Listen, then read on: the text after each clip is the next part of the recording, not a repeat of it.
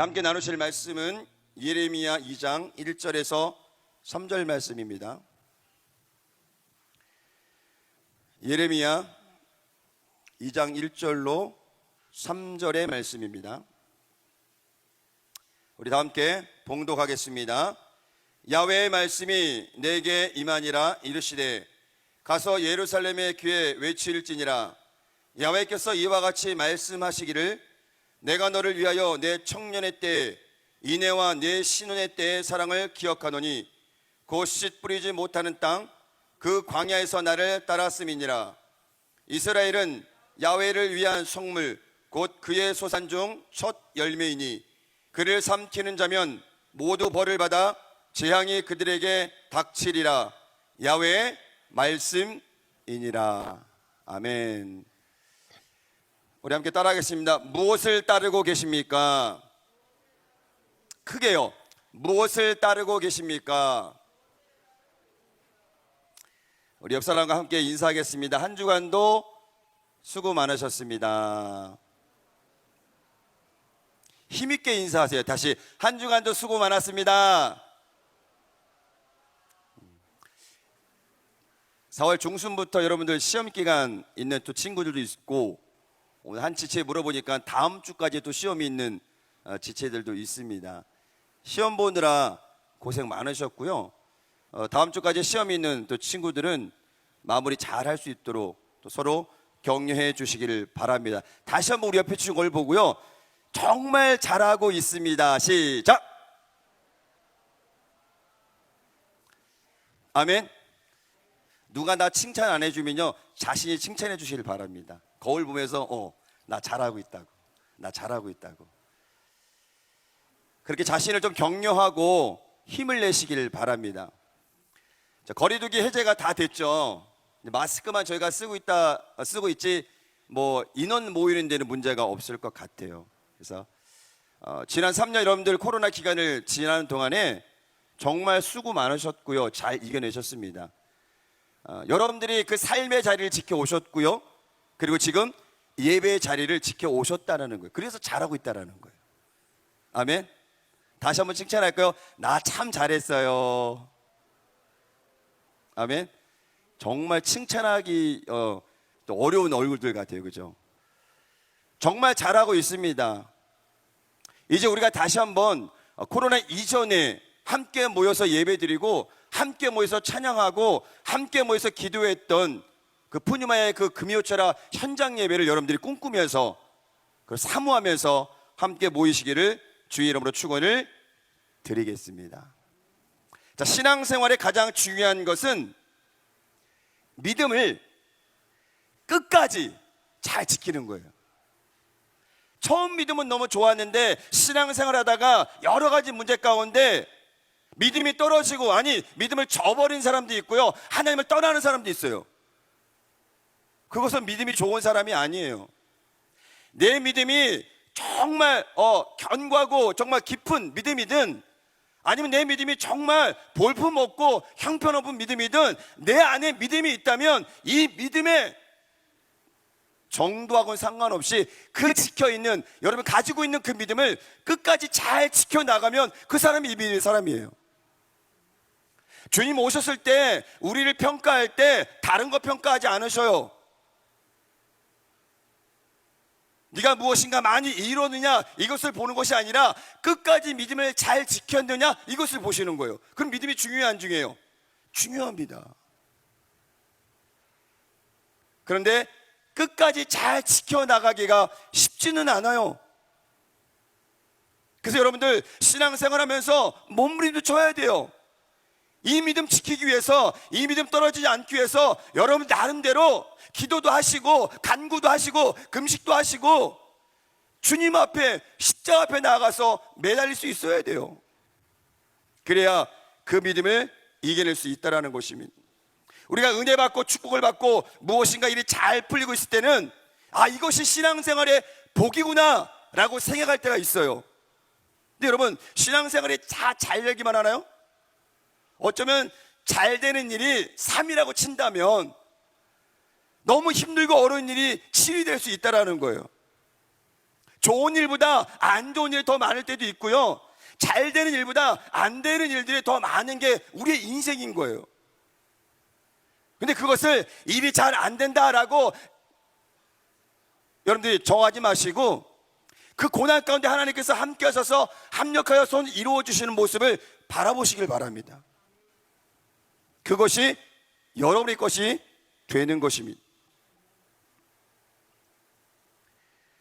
우리가 어려움을 다가올 때, 일이 잘 풀리지 않을 때 때로는 받은 은혜를 잊어버리거나 믿음의 대상이었던 하나님도 잊어버리고 세상으로 그리고 나만의 우상을 만들어서 살아갈 때도 있다라는 거예요.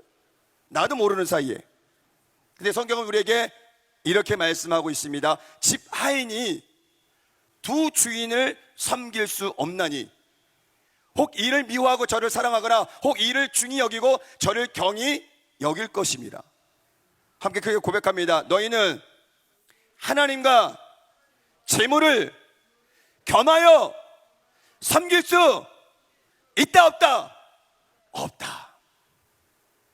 명확하게 성경은 이야기하고 있어요. 하나님과 재물을 겸하여 섬길 수 있다 없다? 없다라는 거예요.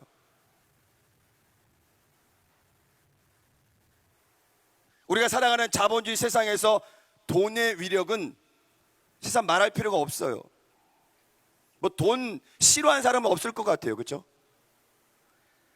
십자군 전쟁 후에 정치와 종교의 모든 영역을 장악했던 당시 캐톨릭은 하나님의 말씀을 따르지 않고 정치의 권력을 이용해서 부정부패와 죄악, 욕심을 채우는 삶을 살았습니다. 이때 루터는 95개조 방방문을 가지고 종교개혁을 일으켰던 것입니다. 그리고 루터는 깨달았어요. 오직 의인은 믿음으로 말미암아 살리라. 함께 할까요? 오직 의인은 믿음으로 말미암아 살리라. 저와 여러분들의 오늘의 고백이 되어야 돼요. 그리고 이 고백을 통해서 우리 마음을 지키고 우리의 생각을 지키고 우리의 삶을 지켜내는 거예요. 무엇을 통해서? 믿음을 통해서. 저희 아들이, 측근아들이 지금 11살 됐어요. 한 6년 전 5살 때 제가 그 아들을 데리고 성도 결혼식에 같이 가는 상황이 됐어요. 잠실까지 가게 됐는데 갔다가 한 권사님이 이 아들에게 5만 원짜리 하나를 딱 주는 거예요. 이 아이들이 아직 5만 원에 대한 개념이 없기 때문에 돈이 뭔가 내 손에 들렸다는 것 때문에 너무 좋아하더라고요. 예식이 끝나고 주차장으로 내려오는데 내려오다가 편의점이 하나 있었어요. 편의점이. 아들이 앞에 가고 제가 뒤 따라가는데 이 아들이 5만 원을 손에 딱 들고 앞으로 가더니 갑자기 길을 멈추더니 아빠 캔커피 좋아하지? 내가 캔커피 사줄게. 따라와. 그 뒤 편의점으로 들어가는 거예요. 한참 생각했어요. 기특한 것인지 아니면은 돈 5만 원을 들고 기세 등등한 건지 착각이 일어날 정도로 편의점에 들어가 있더라고요. 벌써 아들은. 그래서 따라 들어갔어요. 그러더니 벌써 캔커피가 있는 코너 쪽으로 가더니 마음대로 고르라고. 기분이 묘했어요. 이거 내가 먹어야 되는지 아니면 나와야 되는지 갈등이 생기더라고요. 근데 어쨌든 먹으라고 하더라고요. 보니까 또 그날 캔커피가 1 플러스 1 플러스 1이에요. 하나 사면 또 하나가 또 있는 거예요. 그러다 보니까 캔커피 가격이 그렇게 비싸지도 않았고 제 생각에는 그때 당시 캔커피 요만한 하나가 한 500원 정도 하지 않았을까 생각이 드는 거예요. 근데 그게 두 개가 생긴 거죠. 그리고 캔커피 들고 나오는데 저는 캔커피를 2개 들고 나오는데 아들이 5만 원을 딱 들고 카운터로 딱 가더니 딱 내더라고요. 멋있게. 그 저번에 이제 계산해서 이제 거실로 주는데 자 보세요. 5만 원짜리 내고 나서 500원이 캔커피였다면 얼마 거실음 받아요? 만 원짜리 몇 개예요? 자 계산이 안 돼요 여러분도? 자 만 원짜리가 4개 그죠? 그러면 5천 원짜리 몇 장? 몇 장? 크게 몇 장? 한 장. 1,000 원짜리는 4장. 그럼 49,000원. 나머지 뭐 있어요? 500원짜리인데 동전이 아니라 500원짜리 동전 1개가 딱 있는 거예요. 주머니 다 해가지고 딱 그 카드에 넣고 아들이 그래서 딱 돌아다니는데 자기는 분명히 한 장 줬는데 나한테 돌아온 거는 만 원짜리 4장에 5천 원짜리 한 장에 1,000 원짜리 4장에 500원짜리 1개가 있는 거예요. 그럼 얘는 수지 맞았죠. 계산상으로는 한 장인데 여러 장이 들어왔으니까 수지 맞은 거예요. 그래서 이 돈을 어떻게 할까라고 양쪽에다 다 주머니 인대로 넣어가지고 나오는 거예요. 너무 행복해 하더라고요. 차를 딱 타고 뒤에 앉았는데 아들이 질문하더라고요. 아빠, 내가 분명히 그 아저씨한테 5만 원짜리 한 장을 줬는데 근데 왜 이 아저씨 나한테 이렇게 많이 주지? 그래서 자꾸 세보는 거예요, 그 돈을. 그리고 아들이 앉아있는 뒷모습을 딱 봤더니 여러분들 은혜 받으면 세상이 어떻게 보여요? 좋아 보이지 않나요? 아름다워 보이지 않나요? 이 아들이 앉아가지고 차 창밖으로 딱 보는데 제가 잠실대교를 넘어오는데 하늘을 바라보더니 정말 너무 많이 은혜를 받은 얼굴로 하늘을 바라보면서 너무 좋아하는 거예요. 그리고 손은 어디가 있어요? 주머니에 가 있더라고요. 49,500원이 내 양쪽 주머니에 있는 걸 보고 너무 좋아하는 거예요. 그래서 막 가고 있는데 아들이 또 질문을 던져요. 아빠, 갖고 싶은 게 뭐야? 제가 그 질문을 듣고요, 정말 또 한참 고민했어요. 이야기할까? 아니면 설명을 해줄까? 막 고민하다가 그냥 뭐 저도 장난 삼아 얘기를 했어요. 아빠, 지금 차고 있는 차를 좀 바꾸고 싶은데 차 한 대 사주라고.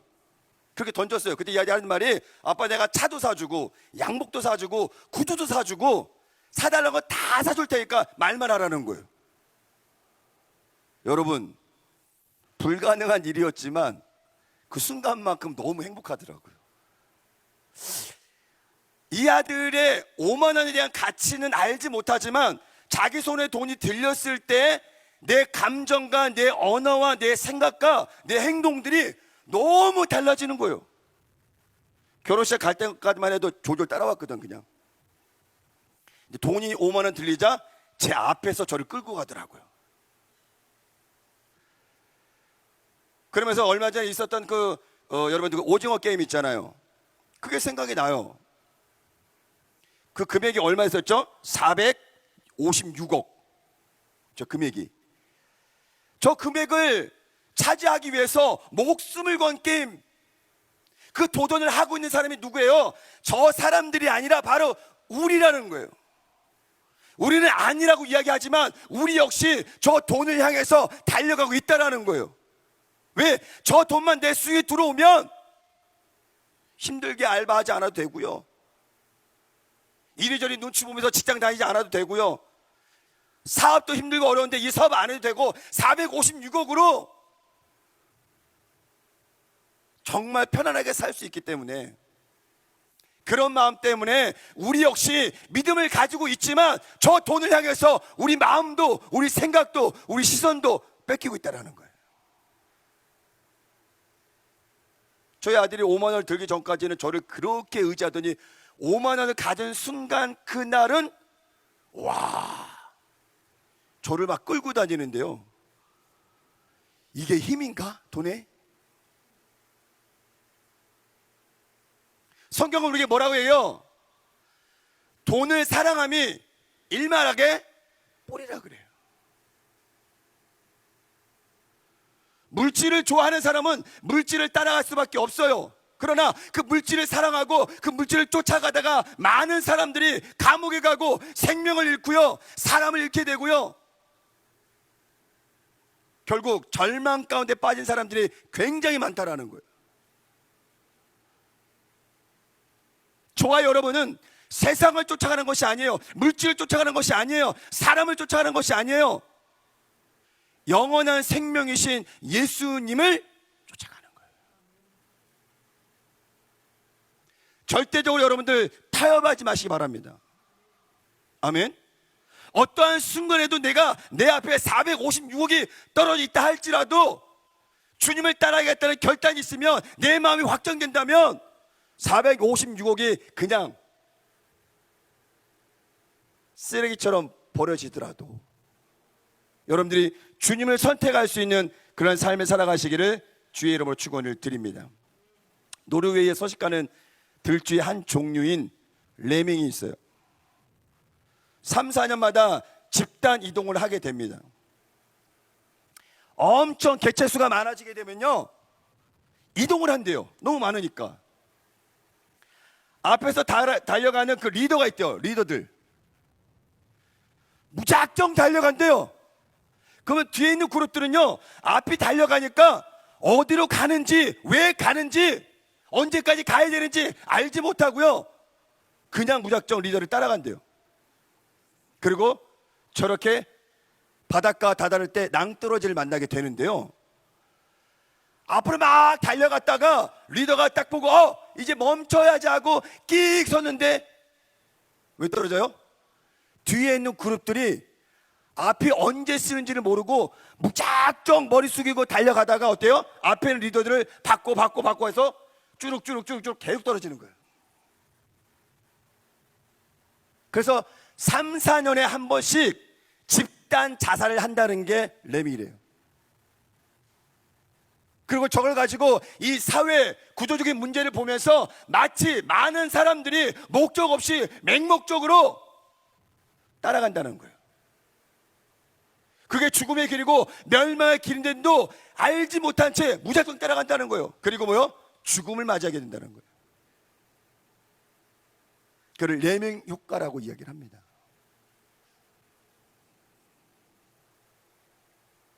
이단 집단뿐만 아니라 사회 곳곳에서 이렇게 맹목적으로 잘못된 리더들을 따라가는 경우가 많다라는 거예요. 그러나 믿음의 사람들은 세상 유혹을 따르는 것이 아니라 오직 믿음으로 주님만 바라보며 주님만 따라가는 삶이 되어야 된다는 것을 여러분이 기억하시기를 바랍니다. 오늘 유다 백성들은 하나님을 버리고 헛된 것을 따라 헛된 행위로 하나님 마음을 슬프게 했다는 거예요. 오늘 말씀해 보니까 이스라엘의 광야 시제를 회고하고 있어요.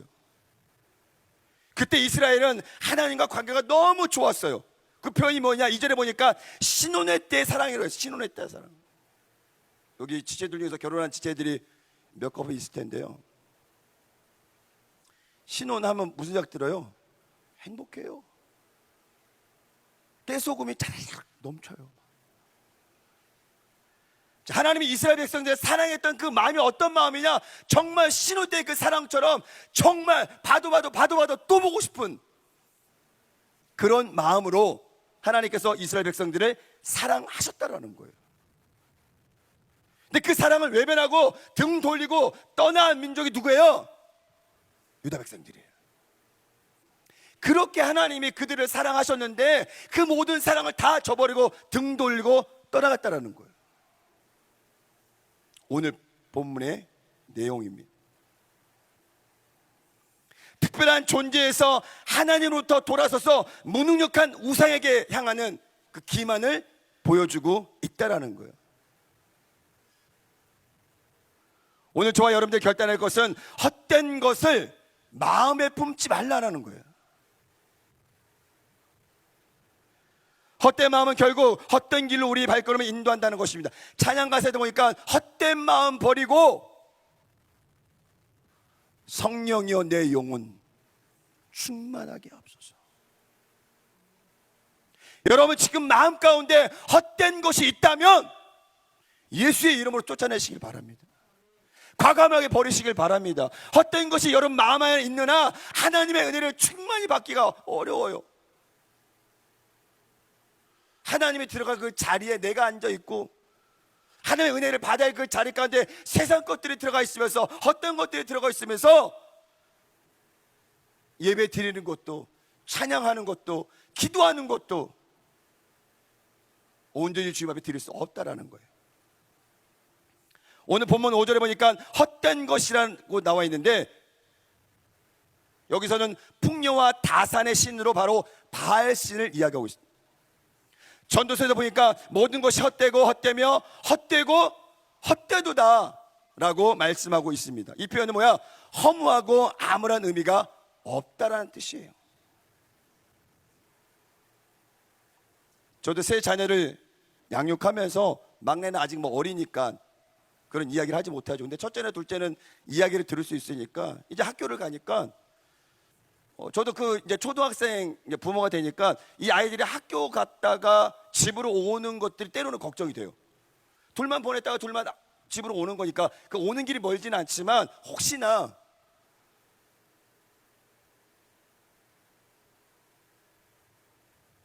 그래서 제 두 아이에게 계속 이 얘기해요.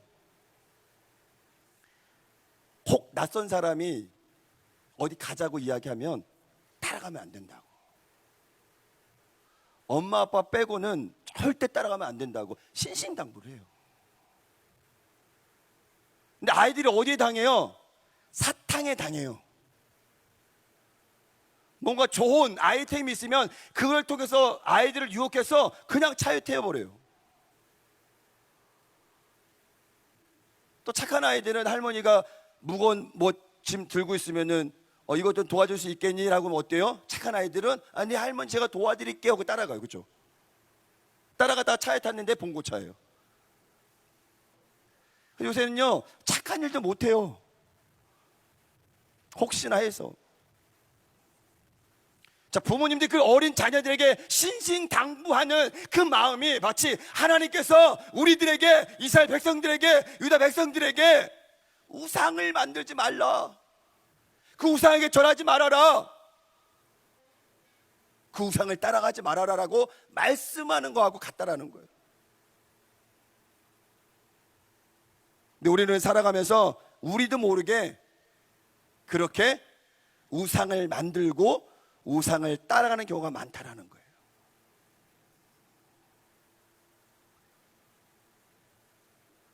우리의 삶 속에도 때로는 아담과 하와 같은 행동을 할 때가 있다라는 거예요.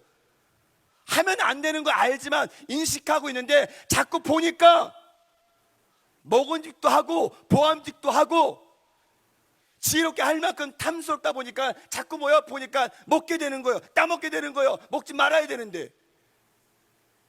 그래서 여러분들 신앙생활 하면서 여러분 삶을 살아가면서 무엇을 바라보느냐 너무 중요해요. 내 삶의 이유가 무엇인가를 정확히 알고 있어야 돼요. 그러면 다른 길로 안 가요. 내 삶의 목적도, 내 삶의 방향도, 내가 바라보는 것도 그저 단지 세상이고 물질이고 사람이라면 우리는 그렇게 세상으로 빠질 수 있다는 거예요. 여러분들이 들고 있는 핸드폰, 스마트폰 너무 좋은 어떤 그런 것들이 많아요. 잘만 사용하면. 근데 이게 잘 사용되어지면 좋은데 잘못 사용되어지니까 이게 범죄로 가는 거예요. 청소년들, 청년들, 내가 맘만 먹으면 뭐든지 열어볼 수 있어요. 그렇죠? 그래서 우리의 시선을 뺏기는 거예요. 우리 마음을 뺏기는 거예요. 우리 정신까지 다 뺏겨가면서 그 핸드폰, 스마트폰 안에 있는 그 불법 영상들을 통해서 우리가 점점 피폐해지는 거예요.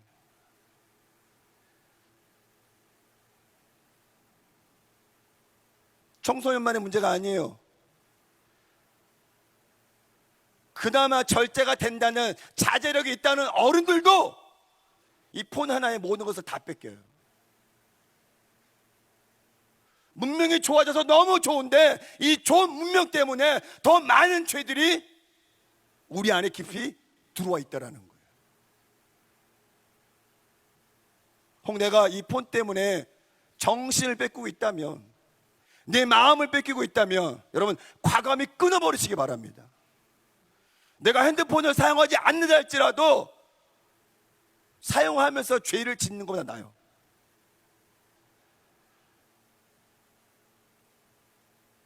성경이 뭐라고 했어요? 악은 그 모양이라도 버리라고 했어요. 작은 모양이든 큰 모양이든 그게 악이라고 생각된다면 과감히 버리셔야 돼요. 그래야 여러분들이 이겨낼 수 있어요. 올바로 설 수 있다는 거예요. 근데 우리가 마음이 너무 약해서 그 유혹에 빠져버립니다. 시편 119편 9절을 말씀합니다. 청년이 무엇으로 그 행실을 깨끗하게 하리까? 함께합니다. 주의 말씀만 지킬 따름이니이다. 아멘. 우리의 시선이 세상으로 가 있고 스마트폰으로 가 있고 불법 영상에 가 있으면은 주의 말씀을 들을 수가 없어요. 볼 수가 없어요. 마음에 새길 수가 없다라는 거예요. 왜? 자꾸 눈을 감으면 그 영상이 떠오르니까. 성경의 말씀처럼 청년의 때, 정말 주님을 뜨겁게 사랑할 수 있는 그때 우리가 가져야 될 것은 무엇이냐? 세상 것이 아니라 하나님의 말씀이라는 거예요. 아멘. 그 말씀이 나를 지켜주는 거예요.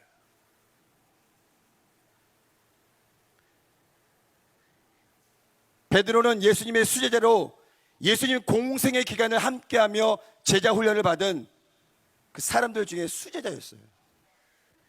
예수님이 십자가로 가는 것을 막아보려고 했고 그 과정에서 사탄이라는 말까지 들었어요. 말고의 길을 자르고 몸부림치면서 나름 제자로서 끝까지 예수님을 지켜보려고 했었어요. 그런데 예상치도 못한 일을 당하고 나니까 그 현장에 내가 있다 보니까 자기도 놀란 거예요. 마가복음 14장 71절에 보니까 이렇게 되어 있습니다. 베드로가 저주하여 맹세하되 나는 너희가 말하는 이 사람을, 이 예수를 알지 못하니라.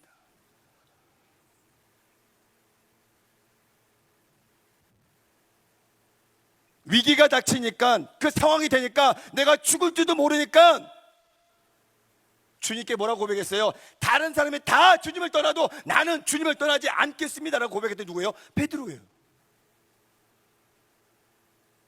근데 막상 그 상황이 되니까 베드로가 어때요? 나는 그 사람을 절대 모릅니다. 우리는 이 베드로를 보면서 이런 의문을 던져요. 야, 수제자였는데 예수님과 함께 했던 그 제자가 어떻게 이렇게 배신할 수 있어? 라고 던질 수 있지만요, 우리도 그럴 수 있다라는 거예요. 저도 그럴 수 있다라는 거예요.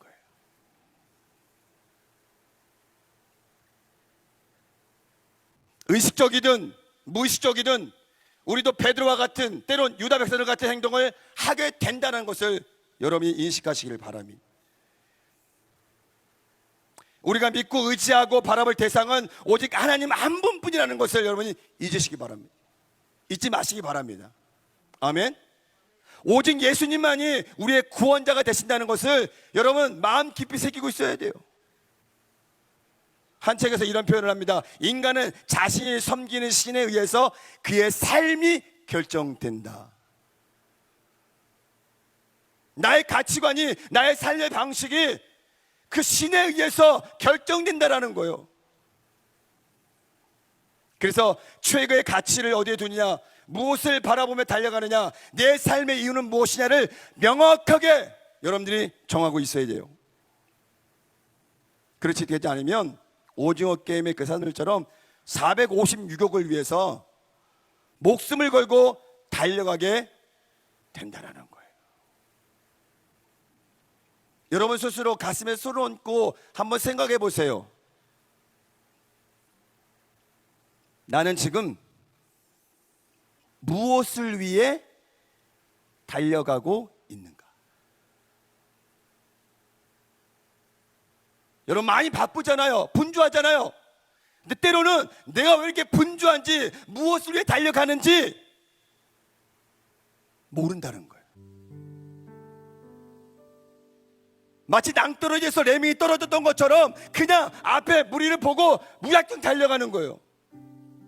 많은 사람이 가니까 그쪽으로 가면 맞겠지, 그래 나는 잘 우유부단하니까 그래 그로 가면 맞을 거야 라고 무작정 쫓아가요.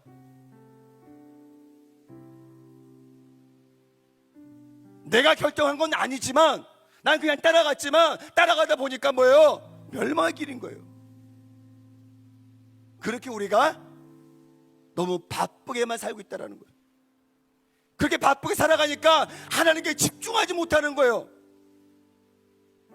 내 신앙은 지금 어디 있는지, 내 믿음은 지금 어디 있는지, 나는 무엇을 바라보고 있는지, 나는 무엇을 위해 기도하고 있는지 모른 채 그냥 맹목적으로 이 성전에 앉아서 예배드리고 시간 돼서 끝나면 집에 가고.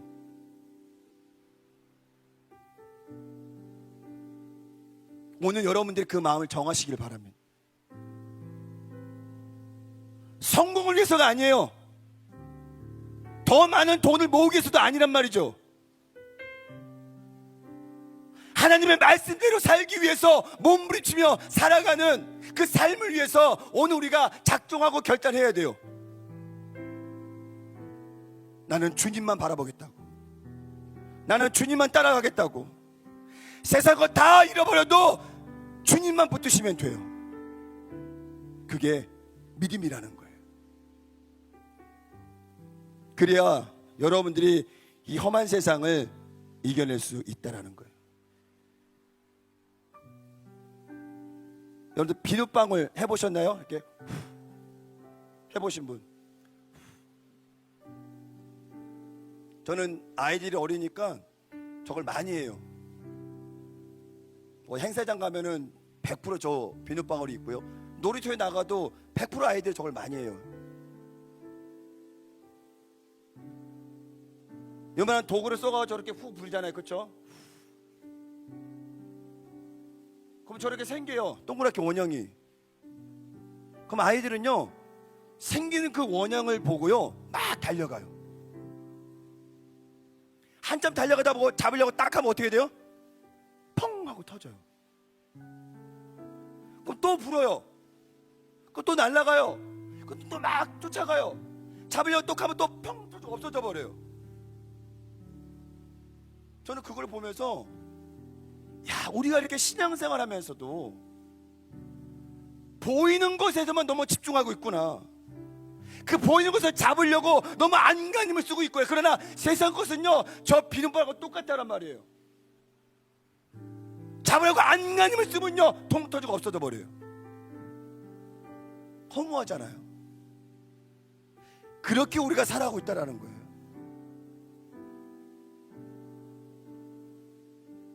그러나 하나님의 말씀은, 예수님은 잠깐 보였다 사라지는 것이 아니에요. 영원히 우리와 함께하는 거예요.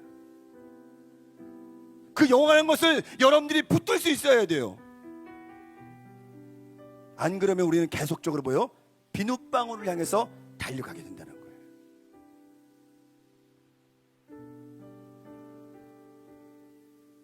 디모데후서 6장 11절에 이렇게 고백합니다. 오직 너 하나님의 사람아, 이것들을 피하고 의와 경건과 믿음과 사랑과 인내와 오늘을 따르라.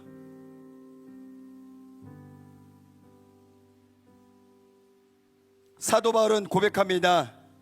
나는 선한 싸움을 싸우고 나의 달려갈 길을 마치고 믿음을 지켰다. 그 수많은 고백 중에서 하나님의 은혜라는 고백, 그리고 내가 선한 싸움을 싸우고 믿음을 지켰다는 이 고백, 오늘 우리에게 너무나 필요한 거예요.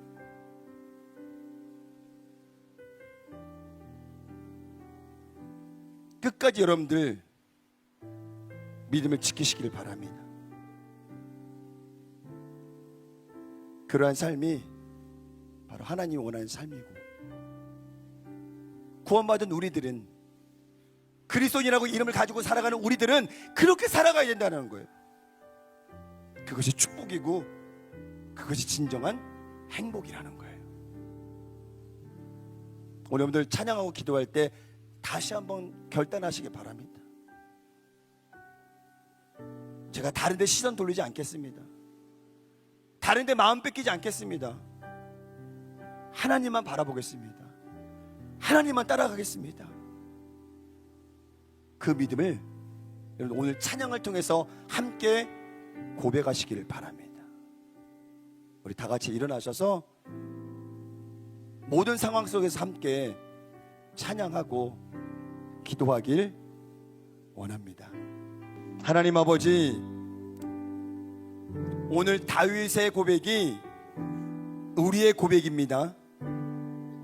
하나님이여, 내 마음이 확정되었고 내 마음이 확정되었사오니 내가 평생 주님을 노래하고 평생 내가 주님을 찬송하리이다. 하나님, 세상에 많은 것들이 우리를 유혹하고 있지만 구별된 거룩한 성도로 살아가는 우리의 삶은 그 세상의 많은 유혹 가운데 우리 시선을 뺏기고 우리 마음을 뺏기는 것이 아니라 이 혼탁한 세상 가운데서도 구별된 모습으로 하나님을 바라보는 귀한 삶을 살아가는 하나님의 자녀임을 우리는 고백하며 나아갑니다. 세상을 쫓아가지 않게 하소서. 내가 만든 우상을 쫓아가지 않게 하시고, 물질을 쫓아가지 않게 하여 주시고, 성공을 쫓아가지 않게 하여 주시고, 믿음의 주여 온전케 하시는 주님만 바라보며 주님만 쫓아가고 주님만 따라갈 수 있는 귀한 삶이 될 수 있도록 하나님께서 은혜를 도와여 주시옵소서. 사도 바울이 고백했던 그 놀라운 고백 속에 모든 것이 하나님의 은혜임을 다시 한번 우리가 기억하게 하여 주셔서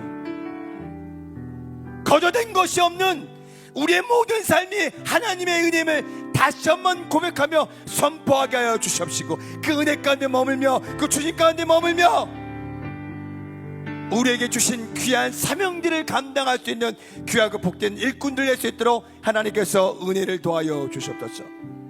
지난 많은 시간 코로나19로 많은 삶이 제약이 되면서 주님과 가까이 하지 못하고 주님 말씀을 가까이 하지 못했던 우리의 삶을 되돌아봅니다. 현장 예배 나오지 못하고 온라인 예배 가운데 우리의 삶이 길이졌다면 이제 우리가 다시 한번 주의 성전을 찾게 하여 주시고 주의 성전을 사모하게 하여 주셔서 함께 기도하게 하여 주시고 함께 주님을 바라보며 고백하는 귀한 시간들이 될 수 있도록 하나님께서 은혜를 도와여 주시옵소서. 저들의 삶 가운데 주의 은혜로 채워지게 하여 주시사 모든 삶의 과정들을 믿음으로 이겨내게 하여 주시옵시고 주님 의지하여 승리의 나팔을 불며 나아갈 수 있는 귀한 삶이 될 수 있도록 하나님께서 은혜를 도와여 주시옵소서. 모든 저주는 떠나갈지어다. 모든 질병은 떠나갈지어다. 모든 악함은 떠나갈지어다. 모든 우상도 떠나갈지어다. 하나님 아버지, 세상을 바라봤던, 세상을 향했던 우리의 모든 시선들이 다시 한번 주님께를 향할 수 있도록 인도하여 주십시고 주의 말씀 가운데 거하게 하시사 청년의 때 그 말씀을 통해 회복되게 하시고 일어나게 하여 주십시고 주님과 좀 더 가까운 귀한 삶을 살아가는 우리 귀한 청년이 될 수 있도록 하나님께서 은혜를 도하여 주시옵소서.